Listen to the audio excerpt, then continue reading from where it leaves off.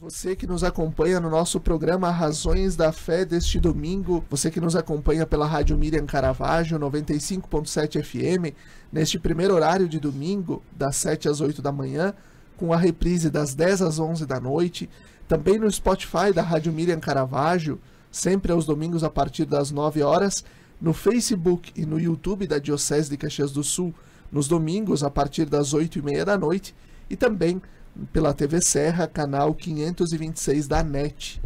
E convidamos você a se inscrever no nosso canal da Diocese de Caxias do Sul no YouTube, ativando o sininho também das notificações para receber as notificações dos novos vídeos, do Razões da Fé, dos recortes, das mensagens do nosso bispo.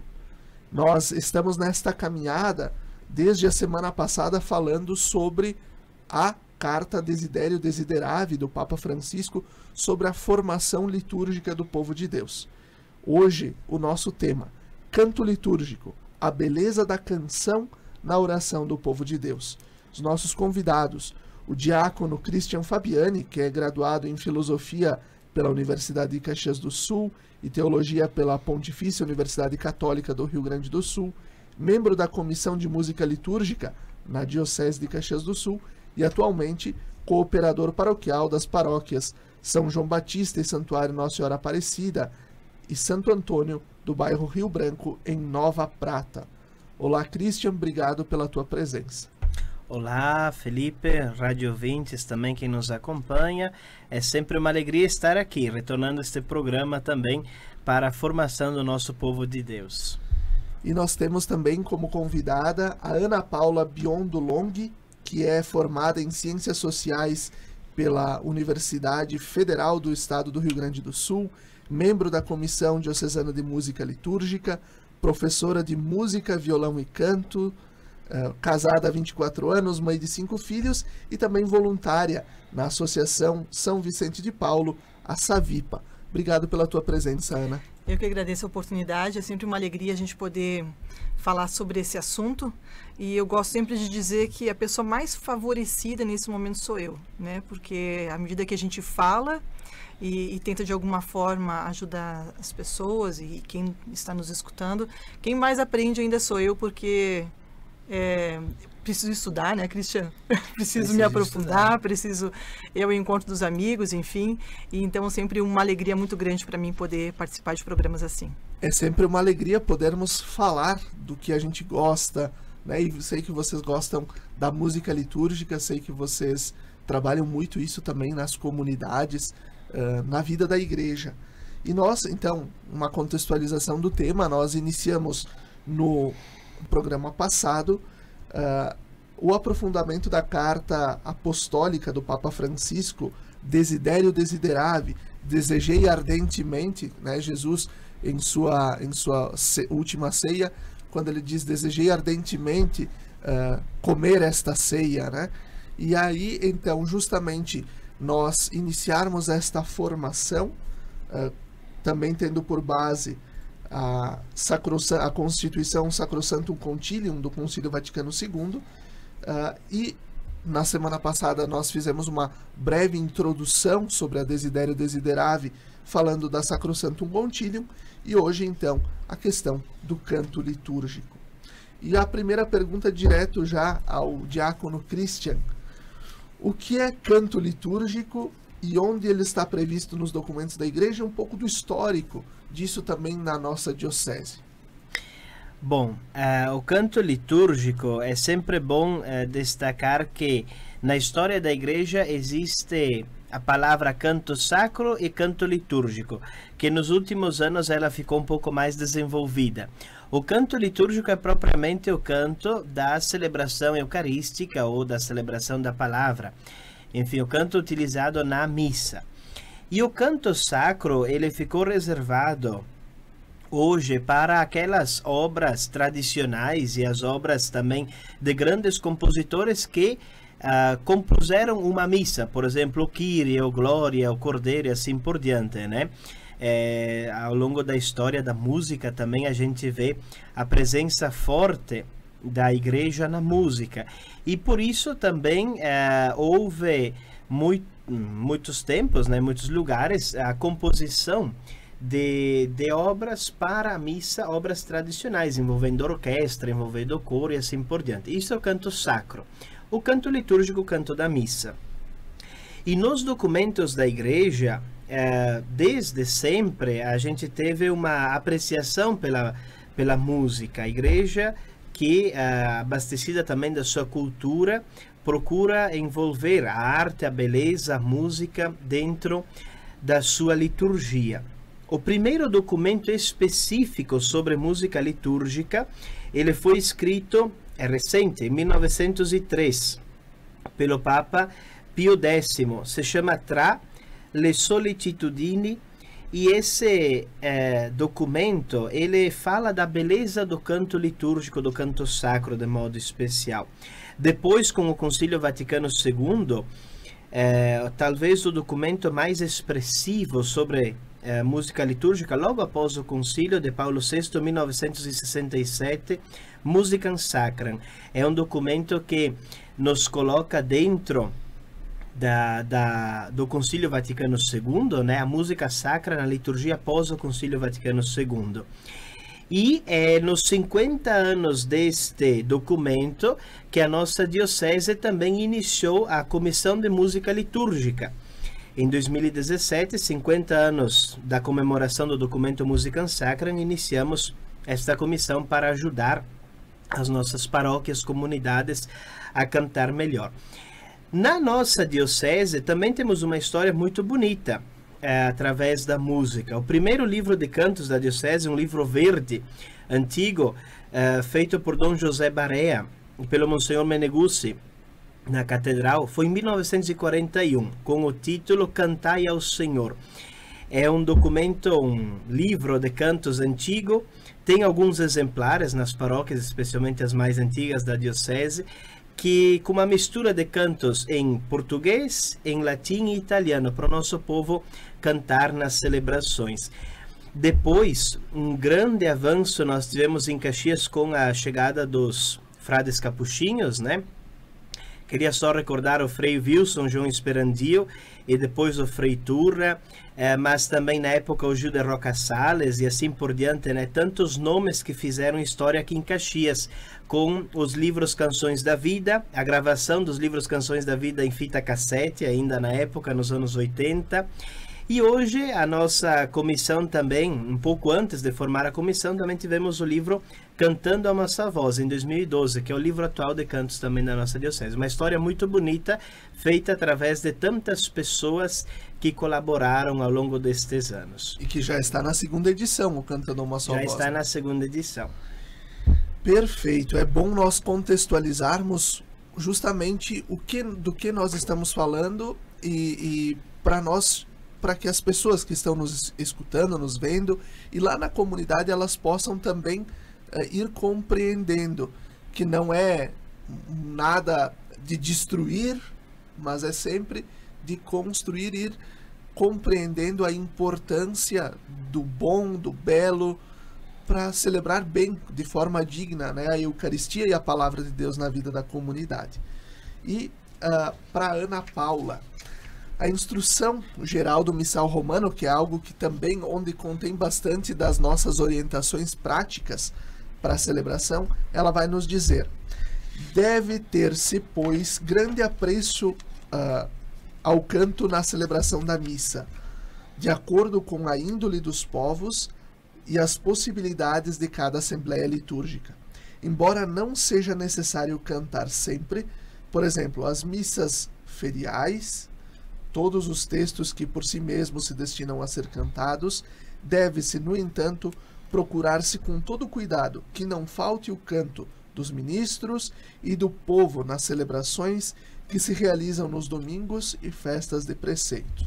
Diante disso, qual a importância que se deve dar para uma boa escolha dos cantos, a organização dos grupos e também a formação permanente e atualização constante daqueles que são chamados ao Ministério de Música nas comunidades? Bom, então, vamos lá. É bastante coisa aqui para a gente conversar, mas eu acho que eu vou ficar com essa frase, né? Possibilidades de cada assembleia litúrgica. Eu acho que hoje, o que nós podemos pensar sobre isso? Primeiro, a importância disso tudo é incontestável, né? Da questão da formação, que a partir da formação é que tu vai fazer uma boa escolha de cantos, a partir da formação é que você vai fazer a organização dos grupos, né? E é tudo a partir da formação. Então, a preocupação primeira que a gente precisa ter é com a formação da pessoa, é com a pessoa.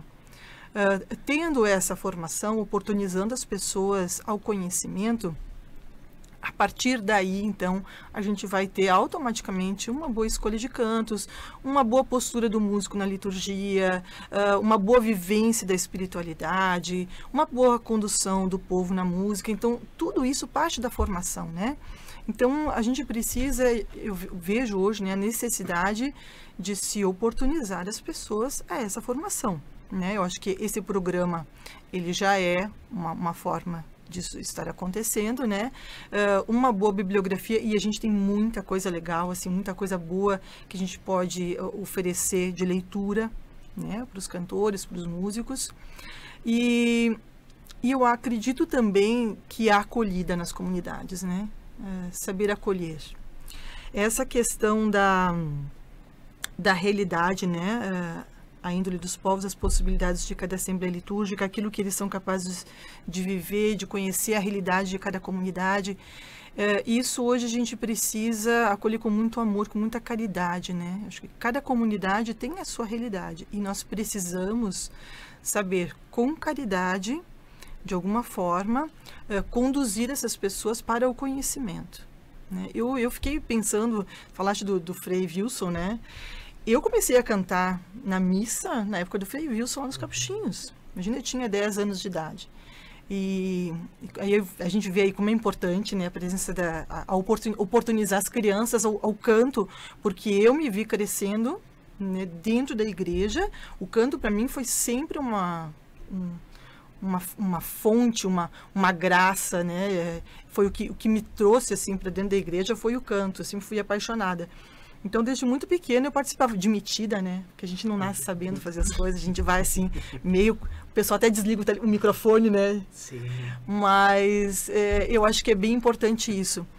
Mas, assim, acolher as pessoas e eu fiquei pensando, depois que o Felipe me convidou para vir para cá, né? Como a questão cultural, como a questão do conhecimento, ela é fundamental, muito, muito, muito importante. Eu lembro naquela época, a gente rezava, por exemplo, por Cristo. E às vezes o padre até convidava a gente para rezar por Cristo, né? Olha, eu vou fazer 50 anos no ano que vem, isso foi pensa assim, uns 40 anos atrás, 35 anos atrás. E hoje a gente ainda vê gente rezando por Cristo na missa, né? A gente ainda vê as pessoas que trouxeram ainda 30 anos, 35 anos depois, a gente ainda vê isso. E isso só muda a partir do momento que eu, com o conhecimento que eu vou adquirindo, eu acabo tendo uma postura diferente, eu não rezo a oração na missa, eu proclamo o amém depois do por Cristo, e essa minha postura ela vai contagiando outras pessoas, e olha o tempo que demora para a gente reconstruir isso. E eu vejo que no canto é a mesma coisa. Quando a gente cantava, por exemplo, o canto de glória, louvando a Santíssima Trindade, né, que não é um canto litúrgico, a gente sabe isso hoje, né, Cristian? Mas quantos anos se cantou o Glória? Até pouco tempo atrás. Não, e ainda se canta, né? É por isso que a gente fala da realidade das comunidades, ainda se canta. Como o tempo, a gente precisa do tempo, né, para que as coisas mudem, é impressionante isso. Então, a gente precisa ter essa caridade, esse amor, né? Quando a gente olha para as equipes de canto, para as pessoas que se disponibilizam a isso, porque há uma história por trás, né? E eu vejo que as pessoas não rezavam por Cristo por teimosia, por falta de conhecimento, porque achavam uma oração bonita. E é uma oração linda. Uma oração maravilhosa. E porque, à medida que também o Concílio Vaticano II foi sendo implementado e foi sendo vivido também, e ainda falta implementar muito na vida da igreja, as pessoas também saem de uma missa celebrada em latim, saem de uma missa que o padre está celebrando em direção ao altar e de costas para o povo, então aí se entende que a celebração, aí o povo deveria participar de tudo, né? E que não teria mais tanta separação entre o que o presidente da celebração fala e faz, né? E como a Assembleia celebra, né? Então acho que é bem importante essa... E tu vê, parece que... Vamos pensar, né? Que não faz muito tempo que a gente tem acesso a tanta informação, né? Sim. Se tu vai pensar, a gente tem a informação na mão da gente não faz muito tempo. Então, precisa de uma paciência, de um caminhar, de uma caridade, né? De formação e principalmente assim, que a gente seja capaz de se abrir para ajudar as pessoas. E eu diria também assim, nesse sentido, que são os desafios e as limitações da história. Porque quando Dom Benedito retornou do concílio para a nossa diocese, do Vaticano para cá, e que a missa iniciou a ser rezada em português, nós não tínhamos tradução nenhuma dos textos litúrgicos da missa. E aí o que acontece? Um padre que estava na catedral na época fez uma tradução assim, na hora ali, né, um rascunho da missa do latim para português para o bispo poder rezar, e claro, os padres também. E assim foram com os cantos, né? Nós temos os cantos do ordinário da missa, todos eles em latim ou em grego, do ato penitencial, e a partir daí que se inicia, e sem saber muito direito o que está acontecendo, né? Então, claro, tudo isso, esse reflexo da história no hoje, é uma caminhada, vamos dizer assim, até de formiguinha, né? Devagarinho, com pequenos passos e ao mesmo tempo com bastante formação e por isso também é bonita, é uma história bonita essa. Com certeza. E sempre, acima de tudo, a caridade, né? Exatamente. A questão da importância da caridade também na organização e na implementação das mudanças que são necessárias. E assim nós vamos concluindo o primeiro bloco do nosso programa Razões da Fé deste domingo. Fique conosco.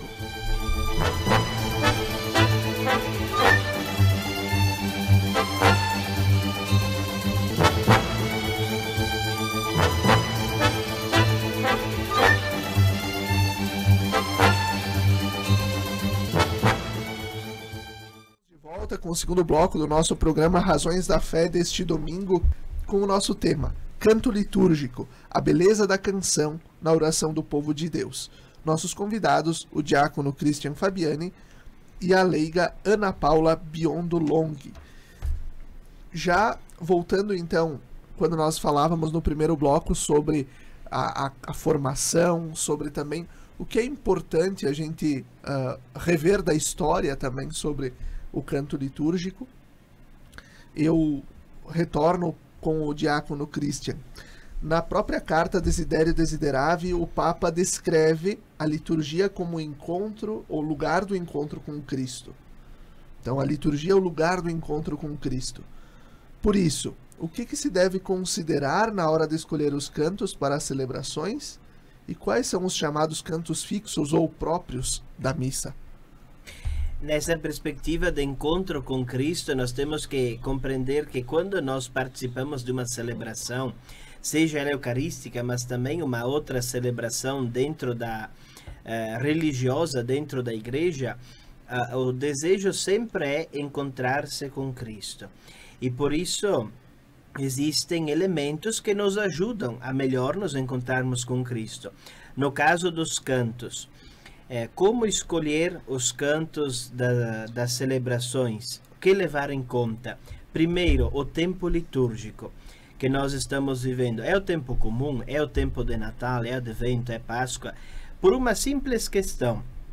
Às vezes temos cantos bonitos, mas que eles são de um tempo litúrgico. Por exemplo, ninguém vai discordar que o Noite Feliz é um canto bonito, mas ele é próprio e específico do Natal. Nós não podemos cantar ele antes do Natal ou, por exemplo, na Páscoa.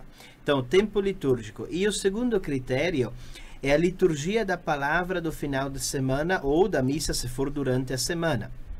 Então, o que essa palavra nos fala? O que o Evangelho nos toca no coração? o que o conjunto das leituras do Salmo, do Evangelho, eles dizem à nossa comunidade. Esse é o critério também, eu diria até mais importante, porque é a partir desta palavra que nós também vamos escolhendo os cantos e a celebração vai se desenvolvendo nisso, para que tenha uma harmonia entre cantos, comentário, leituras, homilia, preces e assim por diante, né? Então, essa harmonia. E as partes fixas, ou seja, os cantos fixos, ou também chamados cantos rituais, são aqueles que têm uma letra sempre muito parecida, que não muda. Que são quais? O ato penitencial, pedido de perdão, o glória, hino de louvor, né? O canto do santo, momento muito especial na missa, onde que nós cantamos que Deus é santo, unindo toda a terra e o céu também. E o canto do Cordeiro de Deus. Estes 4 cantos são os fixos. E nós também temos, como, vamos dizer assim, cantos fixos, que são as orações. Pai Nosso e eu creio. Se nós vamos cantar o Pai Nosso na missa, nós temos que cantar aquele Pai Nosso que contém a letra do Pai Nosso. E da mesma forma eu creio. Então, mais ou menos é por aí. Uma coisa que eu acho que é legal a gente falar, eu, na minha experiência, assim, dentro das comunidades, vejo que o livro de canto da diocese, ele é muito didático. Uhum. Então, sempre quando o pessoal me pede alguma explicação, alguma coisa, eu digo assim, olha o livro de canto da diocese, e ali no início do livro de canto, nós temos todos esses cantos rituais, esses cantos fixos, né? Uhum. Então, se foge disso aqui, aí eu acho que estamos fora do que é importante fazer, tá? Porque, como o Christian disse, né, são cantos com letras fixas, elas não mudam, né?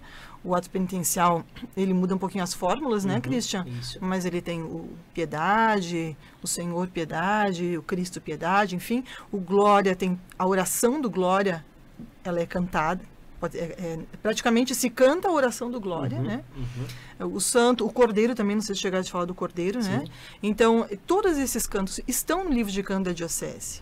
Ele está bem organizado, ele é muito didático, então se tem dúvida, dá uma olhada no livro. Né? Ele orienta também. Claro que aqui a gente não tem todos os cantos, né, Christian? Meu Deus do céu, hoje a gente tem uma infinidade de opções, de músicas, mas que a gente tenha o cuidado em ser fiel com a oração. Exatamente. É isso, né? E até o propósito disso, né? Não é porque o Christian ou a Ana Paula estão dizendo que tem que ser esses, mas é que existe um propósito. É aquilo mais ou menos que a gente diz assim, nós vamos rezar a Ave Maria? Bom, nós vamos rezar aquela Ave Maria que nós conhecemos, nós não vamos rezar uma outra coisa, né? É o mesmo critério para os cantos litúrgicos. E uma coisa também, outra coisa que eu acho bem importante a gente falar assim, é o seguinte, que nós dentro da igreja trabalhamos em vários setores, em muitas pastorais, em muitos movimentos, cada um tem o seu lugar dentro da igreja, mas na Eucaristia, na missa, nós somos um, né? Então pense nesse sentido, ali nós pedimos perdão, ali nós glorificamos a Deus, ali nós proclamamos Jesus, Deus, Pai como santo. Então, esses cantos também, que são fixos, que a gente diz, eles dão pra gente também essa, pelo menos me parece isso, né, que se eu estiver errado, me diz, que nos dão essa sensação de unidade. É bases, ali que a gente se encontra todos como irmãos, né, como filhos de Deus. É nessa unidade. E em todas as missas, no mundo inteiro, se a gente for em uma missa em qualquer lugar, nós vamos ter esses cantos cantados dessa forma. E a importância de um rito, né? De um rito justamente, que nos une, né? Isso, né? Todo mundo sabe que a missa ela vai começar com, né? Missa de durante a semana, muitas vezes que não tenha o canto, mas ela vai começar com o sinal da cruz e ela vai terminar com o sinal da cruz e o Ide em paz. Então, o rito ele nos ajuda a celebrar.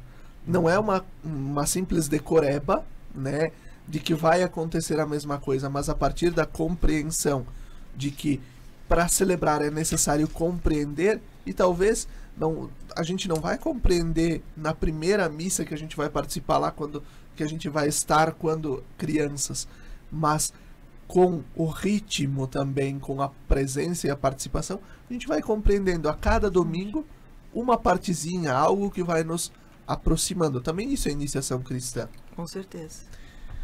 Já para a segunda pergunta do nosso bloco, né, lá na Desidério Desiderável, o Papa vai nos dizer o seguinte: a liturgia não diz eu, mas nós. E qualquer limitação à amplitude deste nós é sempre demoníaca. A liturgia não nos deixa sós na busca individual de um suposto conhecimento do mistério de Deus, mas nos toma pela mão, juntos como assembleia, para nos conduzir para dentro do mistério que a palavra e os sinais sacramentais nos revelam. Por isso, qual a importância do canto litúrgico na beleza da oração do povo de Deus? Vamos lá, então. Bom, o canto na liturgia, eu sempre gosto de falar o seguinte, ele não pode atrapalhar a liturgia. O canto não pode atrapalhar a liturgia, né? Se eu tivesse que dar um curso hoje sobre música litúrgica, o título seria Como Não Atrapalhar a Liturgia, né? Porque o objetivo do canto é justamente ajudar as pessoas a rezar, né? O canto na missa é esse, ajudar as pessoas a se encontrar com Deus, né? Então é fundamental que esse canto ele seja belo, ele seja coerente, que ele seja assim nos seus instrumentos, na entoação, ele esteja cada canto de acordo com cada momento litúrgico, né? Então a beleza nos ajuda a rezar. Se não tiver beleza, o mistério acontece do mesmo jeito, né, Christian? Acontece do mesmo jeito. Então, ok, infelizmente não é em todos os lugares que nós vamos encontrar a beleza do canto litúrgico. Isso aí. Né? Porque o mistério vai acontecer de qualquer forma, mas como o canto bem cantado, o instrumento bem tocado, a música bem escolhida nos ensina e nos ajuda a rezar. Com certeza, e a gente precisa primar por isso, fazer o melhor, né? O melhor, porque isso é importante para quem canta também, né? Isso é importante para quem ouve, é importante para a Assembleia toda, e é tão bom, né? A gente poder sair de uma missa tendo esse sentimento também, não só... A fé não é um sentimento, né? Eu vou à missa, eu participo da celebração porque eu creio, né? Porque eu quero estar com Deus. Mas, se a gente puder agregar a essa fé um belo momento de oração com um canto adequado, com um canto belo, nossa, como é maravilhoso, né? Uma experiência, podemos ter uma experiência de Deus incrível aí também durante a Santa Missa. A experiência do belo é uma experiência que quando a gente experimenta pela primeira vez na nossa vida, seja na liturgia ou em qualquer outra atividade que a gente faz, a gente batalha para conseguir sempre chegar naquela perfeição, naquele belo, porque aquilo ali é o que de melhor a gente consegue oferecer da nossa vida, seja para Deus, no caso da liturgia, ou em outras situações para as outras pessoas. Por isso que o belo é algo que nos encanta e que deve nos encantar sempre na procura de sempre fazer melhor. E a nossa igreja é fantástica, né? Mestra. Meu Deus, em Sem todas dúvida. as artes, né? Não é só na música, né? Então, esses dias eu tive na capela do seminário Aparecida, em Caxias, e eu fiquei olhando, assim, as pinturas e disse, esse é um lugar de dar catequese. Sim, com né? certeza. Aquilo, trazer os alunos para dentro daquela capela do seminário e dar uma linda aula de catequese através daquela arte toda. Uhum. Então, a nossa igreja é simplesmente fantástica, né? Ela nos ensina a apreciar a arte, a admirar a arte e a fazer a arte também, né? Isso, sem dúvida nenhuma. E nesse ano de 2023, nós vamos celebrar os 60 anos da publicação da Sacrosanctum Concilium, né, sobre a reforma da liturgia. No número 113 está escrito: a ação litúrgica se reveste de maior nobreza quando é celebrada de modo solene com o canto, com a presença de ministros sagrados e a participação ativa do povo. O que nós, Christian, diácono Christian, o que nós já evoluímos e o que ainda precisamos evoluir para colocar a preciosidade deste documento do magistério da Igreja em prática na vida das comunidades, quando falamos sobre música litúrgica, música sacra? O número 103 da Sacrosantum Concilium, a gente deveria lê-lo e reler ele todas as vezes que nós participamos de um curso de liturgia. Por quê? Porque ele traz justamente aquilo que o concílio, que está no espírito do Concílio Vaticano II, a participação ativa dos fiéis na vida da Igreja e na vida da Sagrada Liturgia. O que isso significa? Que nós precisamos olhar para a missa e participar da missa da mesma forma que a gente participa, assim uma comparação um pouco grotesca, mas da mesma forma que a gente participa de uma festa, da mesma forma que a gente participa de uma reunião em família. Porque a liturgia não pode ser algo à parte da nossa vida. A liturgia precisa estar dentro da nossa vida e a nossa vida estar dentro da liturgia. Isso significa o quê? Nós precisamos de uma liturgia que ela nos faça, nos envolva com tudo aquilo que nós somos e as nossas alegrias, as nossas tristezas, e que aquela liturgia também tenha o poder de nos transformar. Isso significa uma participação ativa. E olhando para a caminhada que a gente fez até agora, nós já falamos no primeiro bloco, né? Temos dificuldades, mas a caminhada que a gente fez desde o concílio para cá, a cada ano a gente vê que ela se reforça e que ela melhora. É preciso, a partir dos cantos, por exemplo, que todo mundo cante na liturgia, sim, que o povo nosso possa cantar, possa participar dos cantos. Mas, claro, isso precisa de ensaio, isso precisa de, às vezes, outros instrumentos que na hora da missa a gente não consegue fazer. Mas a ideia sempre deste parágrafo da Sacrosantum Concilium é que nós possamos participar conscientemente daquilo que nós estamos fazendo, que no caso é celebrar a Eucaristia. Então os cantos, no caso dos cantos especificamente, é justamente com o canto, mas mais do que abrir a boca para pronunciar alguma coisa, significa interiorizar aquilo que o canto expressa. E a partir disso também fazer com que a liturgia ela se torne viva no coração da Igreja. E já a pergunta que vai concluir este bloco para Ana Paula, né, falando dessa questão de sermos conscientes, né, na questão litúrgica, na organização, justamente para ajudar as pessoas a rezarem, né? Como nós podemos ajudar as pessoas e as comunidades a superarem os exageros litúrgicos e trabalhar para que a liturgia seja compreendida como um espelho da beleza de Deus? Bom, vamos lá, né? Eu acho que primeiro é estando presente, sabe? Eu acho que nós estamos saindo aí de um período de pandemia. A gente ficou muito tempo dentro de casa e agora a gente está tentando retomar a nossa vida, né, na comunidade. Eu acho que as pessoas precisam voltar a estar presente nas atividades na comunidade, né? Voltar a participar ativamente dos trabalhos, se colocando a serviço. Eu vejo assim como falta gente para ajudar na liturgia, né? Eu faço parte da paróquia do Pio X em Caxias, mas eu não ajudo só no Pio X, às vezes precisa de gente em São Pelegrino, eu ajudo em São Pelegrino, às vezes precisa de gente para cantar na missa em outro lugar. Então a gente vai tentando ajudar de alguma forma na catedral, e porque falta gente, né? Falta gente. Então eu acho assim, primeira coisa, para ajudar alguém a gente precisa estar com alguém, estar presente, participar, né?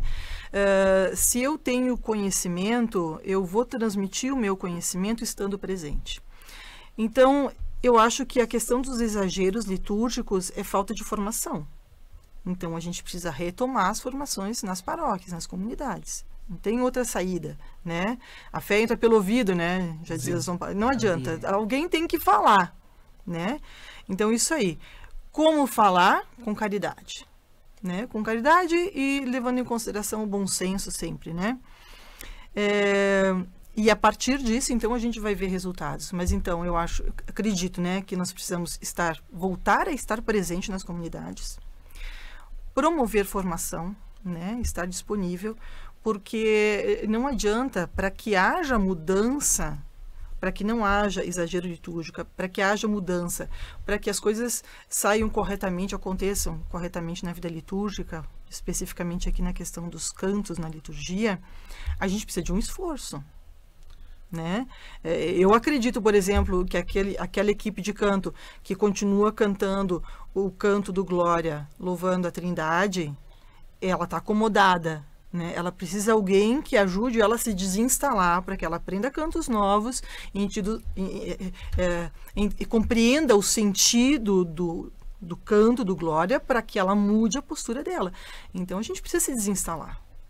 Então, sair do comodismo. A gente vai ter que começar a se mexer de novo. E é aquela coisa do encontro, né? De quem ajuda na formação e daqueles que precisam ser formados, né? Precisamos nos motivar de novo, né? E assim nós vamos concluindo o segundo bloco do nosso programa Razões da Fé desse domingo. Fique conosco, até daqui a pouco.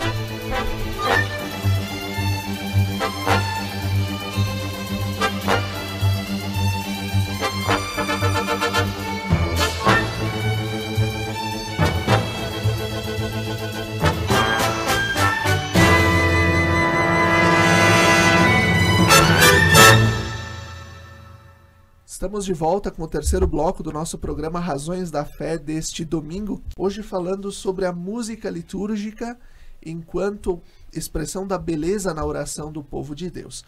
Nossos convidados, o diácono Christian Fabiani e a leiga Ana Paula Biondolong, que atuam na Comissão de Música Litúrgica da nossa Diocese de Caxias do Sul.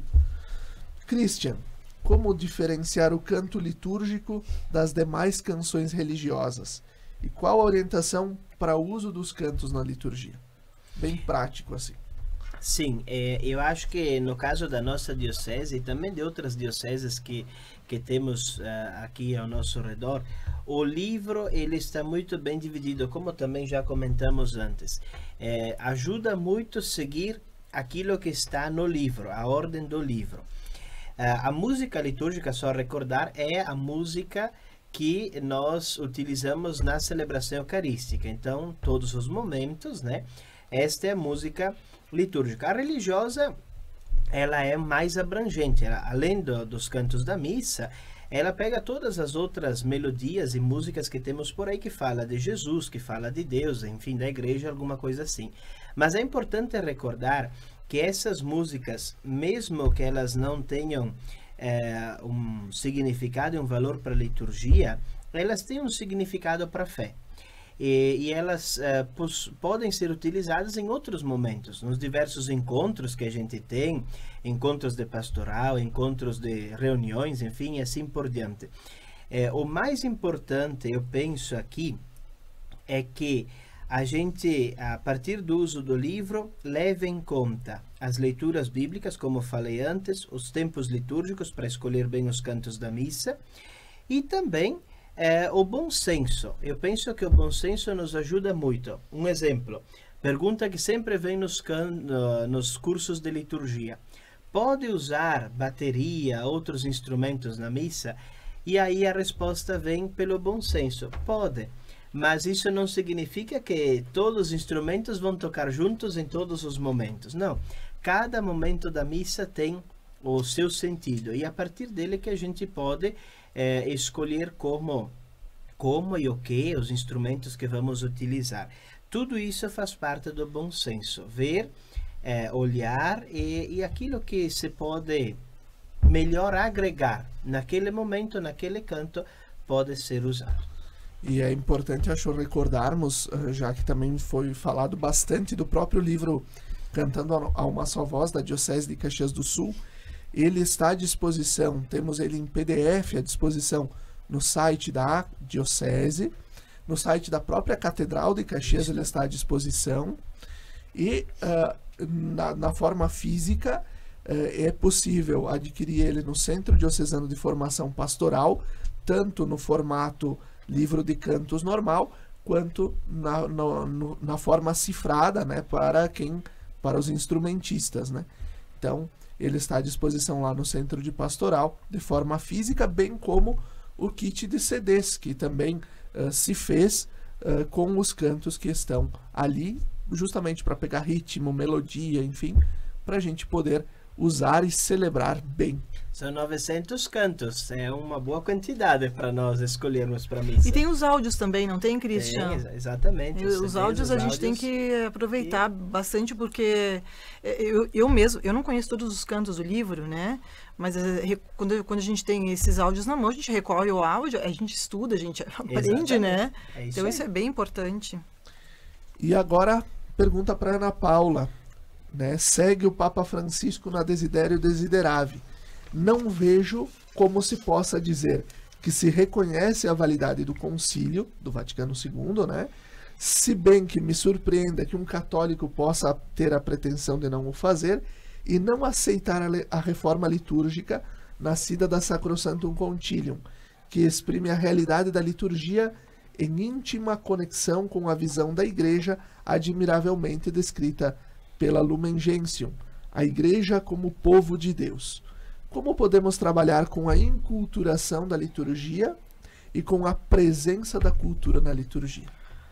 Bom, que eu acredito nessa questão? Eu acho que a gente vai falar aqui de novo da questão da unidade, né? Tem coisas que não mudam. A gente sabe, vamos lembrar os cantos fixos, né, Christian? Tem coisas que não mudam. São fórmulas, é o rito, né? A gente não vai mudar o rito. Eu acho que a cultura é fantástica, né? As regiões, olha aqui a gente tem no Rio Grande do Sul, temos os alemães, temos os italianos, temos os poloneses e tantas outras etnias e grupos, enfim, e a gente sabe que cada um traz consigo a sua realidade cultural do local, o pessoal é mais interiorano, o pessoal é mais da cidade. A gente vive num mundo de muita informação também, né? E isso é uma coisa que mudou muito nos últimos anos. Eu vejo a questão da informação, a gente tem muita informação de tudo. Então, tanto quem mora mais longe da cidade, quanto quem mora... Todo mundo, a informação está chegando para todo mundo. A internet está aí, enfim, né? E, então, eu acho que simplesmente assim, a gente, quando está dentro de uma comunidade, é importante a gente conhecer a realidade dela, ok, né? São mais famílias, são trabalhadores, são gente mais simples, a gente que tem uma formação diferente, mora no centro da cidade, mora na periferia. Eu acho importante para nós que trabalhamos na liturgia, para os sacerdotes, conhecer o seu povo, ok, e respeitar a realidade deles. Mas quando nós estamos falando de rito, o rito é o rito, né? A gente oferece no ofertório o pão e o vinho, né? A gente faz a procissão de entrada, a gente pode até cantar talvez um canto diferente, talvez no final da missa, né? Fazer memória ou uma lembrança, alguma situação especial que está se vivendo naquele momento, naquela comunidade, ok. Mas o rito é o rito. E eu acredito que se nós vivermos bem, vivenciarmos bem o rito, nós estamos ensinando a comunidade, né? Se eu sou capaz de preparar bem a liturgia, preparar bem os cantos, de acordo com aquilo que nós estamos vendo aqui, enfim, seguindo essas orientações, automaticamente o povo está sendo educado, ele está adquirindo conhecimento, né? Então, a gente respeita a cultura, mas o rito é o rito, é o nosso momento de unidade. Acho que seria mais ou menos isso, né?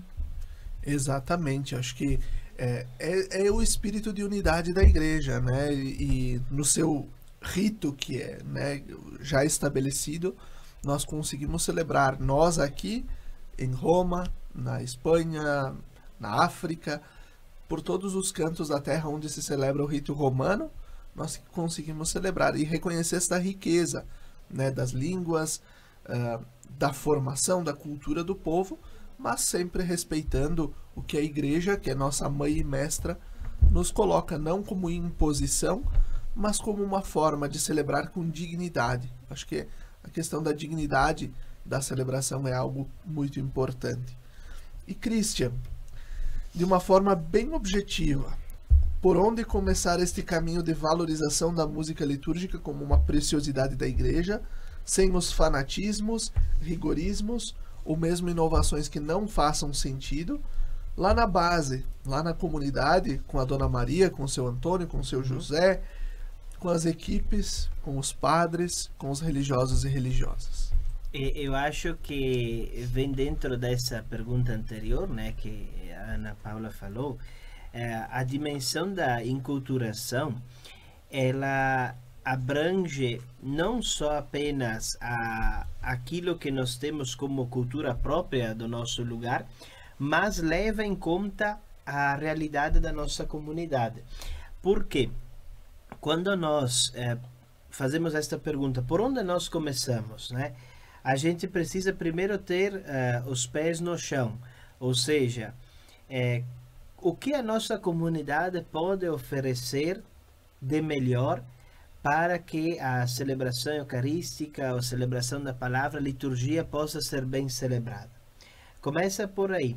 Às vezes uma coisa muito simples pode transformar e pode ser muito mais, do ponto de vista teológico, litúrgico e também próprio da beleza, ser muito mais belo do que uma coisa muito grande. Então, nós podemos, na nossa comunidade, o que nós precisamos? Nós podemos agregar mais alguém, algum instrumento, alguma coisa às nossas equipes de canto, porque às vezes as nossas equipes de canto, isso eu falo porque a experiência que eu já trabalhei tanto em Caxias, quanto em Bento, quanto agora em Nova Prata, às vezes nossas equipes de canto são um pouco fechadas e a gente precisa ter uma certa abertura. Claro que estar aberto não significa não ter compromisso, porque quando você assume uma atividade, seja ela na igreja, em qualquer lugar, a gente também se doa e isso se torna um compromisso para nós. Então, uma equipe de cantos precisa ter o compromisso dos ensaios, de aprender os cantos e assim por diante. Mas é importante que a equipe tenha essa abertura para que outras pessoas também que quiserem se juntar e puderem, né, se juntem e possam constituir uma equipe de canto. Então, abertura. Depois, cada equipe precisa fazer a sua avaliação. Olha, nós precisamos crescer na dimensão do instrumento, ou nós precisamos crescer na dimensão da voz, ou nós precisamos crescer na formação. E a partir disso buscar, junto com os padres da sua comunidade, junto com alguma outra equipe de cantos que seja uma referência lá na paróquia, na sua região. E a partir daí, hoje, como nós falamos antes também, nós temos a internet que nos ajuda muito a aprender os cantos, a saber quais cantos escolher para a celebração da missa e levar em conta também o material que nós temos, no caso da diocese e tudo, porque tem coisas preciosas no livro de cantos. Por exemplo, cantos antigos que são litúrgicos e que todo mundo sabe cantar. Nós temos isso, temos para todos os momentos da missa. Então, levar em conta essa dimensão do que nós já temos e daquilo que nós precisamos melhorar. Esse espírito de abertura de quem diz assim, olha, eu não sei tudo, mas tenho vontade de aprender mais. Esse espírito nos ajuda a celebrarmos melhor, porque aí nós estamos também abertos àquilo que a igreja propõe e também à nossa formação pessoal. A gente une aquilo que tem de bom da nossa vida, do que eu posso oferecer, com aquilo que a igreja pode oferecer. No fundo, é uma junção de fé e vida, que é o principal dentro da liturgia, né? Unir os nossos dons com aquilo que a igreja também nos traz, nos apresenta. E não é de forma alguma demonizar nada, não, de forma alguma, mas reconhecer a importância do que já se faz na vida das nossas comunidades, na vida da nossa igreja, sempre com aquilo que a Ana também falava, né, com a linguagem da caridade. Exatamente. Né, aos poucos também com a formação, poder ajudar os grupos também a se abrirem mais, né, para também, como é bonito, muitas vezes, em alguma festa importante de alguma paróquia, quando diversos grupos se unem para cantar na celebração principal, quando não fica aquela coisa do meu grupinho, mas do todo maior. Quando o Christian falava sobre a questão da abertura, né? Eu acho que nós precisamos pensar na questão da formação humana, né? Dos relacionamentos. Sim. Né? E isso também, né, vai acontecer, essa maturidade, ajudar as pessoas a encontrar maturidade, a alcançar maturidade nos relacionamentos.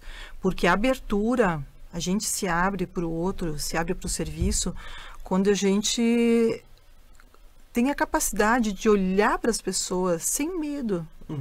Né? Sem medo de perder o lugar, sem medo de perder a vez, com o desejo verdadeiro de ajudar o outro a crescer. Então, isso é maturidade. Isso aí. Então, a gente precisa pensar nessa questão, nós precisamos aprender a nos relacionar com as pessoas, né?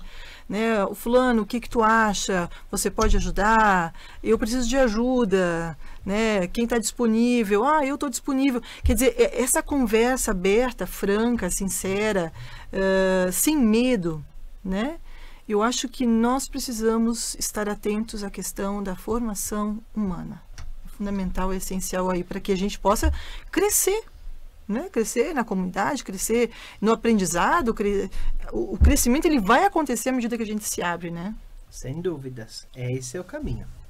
Perfeito, e assim nós vamos concluindo o nosso programa Razões da Fé deste domingo, nesta série de programas que vai falando sobre a carta apostólica Desidério Desideravi. Você pode ter acesso a essa carta no site do próprio Vaticano, ou nas livrarias também católicas. É um texto curto, baratinho. É importante começar também por ele, né? Para nós podermos compreender, a partir do último documento que a Igreja lança sobre a formação litúrgica do povo de Deus, também começar o estudo, começar a formação, sem os rigorismos da lei pela lei, mas sempre compreendendo que a caridade é o que vai nos aproximando cada vez mais. Assim, nós agradecemos a Ana Paula Biondo Long, que participou conosco neste programa, ao diácono Christian Fabiani, muito obrigado pela presença de vocês dois, Paulinho da técnica da Rádio Miriam Caravaggio, e também ao Emanuel Rodrigues, nosso seminarista, que nos ajuda com a gravação do podcast. Até o próximo domingo, fiquem bem!